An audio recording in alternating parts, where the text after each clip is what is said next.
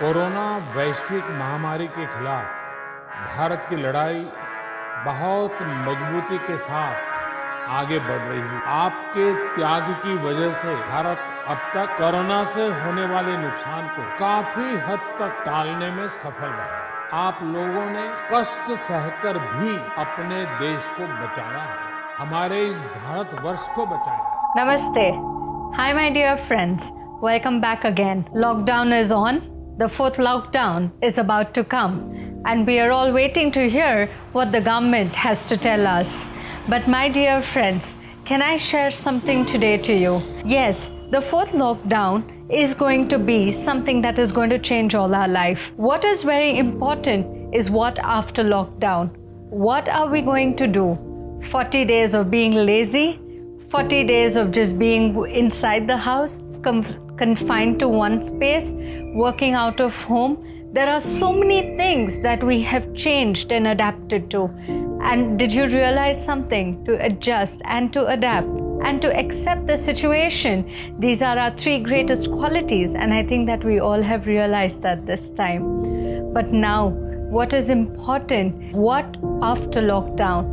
First, I think all of us have to let go of lethargicness, because it has been very easy to stay at home, to be served food or just been taken care of and to do our course of routine. But what we have to remove is the attitude of being lethargic. I think we have to push ourselves, pull up our socks and begin to work again. The second most important thing I find and I see even in my organization is about excuseitis. I think it is a mental disorder. We kind of make excuses not working. Why are we doing these things? Why are we finding reasons of not to work? Why are we becoming so problem oriented than being a solution oriented? The Prime Minister Modi gave us the 5 principles and 5 pillars on which the next future generation would stand, the 21st century. I think those 5 pillars are not just related to the development and the growth of the country, but can be implemented within our life. The 5 pillars, the first pillar, economic development. How would the economic development happen if we can have a quantum thinking, if we can change our mind, be more planned, be more focused, think out of the box, think and act to the situation? The first. The second, infrastructure. What is infrastructure? It's not just outside, but our main infrastructure is our body. I think in the last 50 days, some might have gained weight, some might have lost weight, some might have prepared their body to a higher level. But what is important to understand is body is the temple. It's the vehicle that we have to learn to work with. The third and the most important thing that he said was demography. What is demography? Resources are available to us in abundance but usable in scarcity. I think we have experienced this so closely during our lockdown period. I'm sure you and I both have experienced how things are and how drastically and dynamically things can change around us. The fourth factor that Modi had said was about the system and use of technology. Yes, today we have a great exposure to technology, but we have to know within ourselves what is good and what is bad. How can we prevent situations that are happening? There are so many scandals that are misleading and because of the misuse of technology.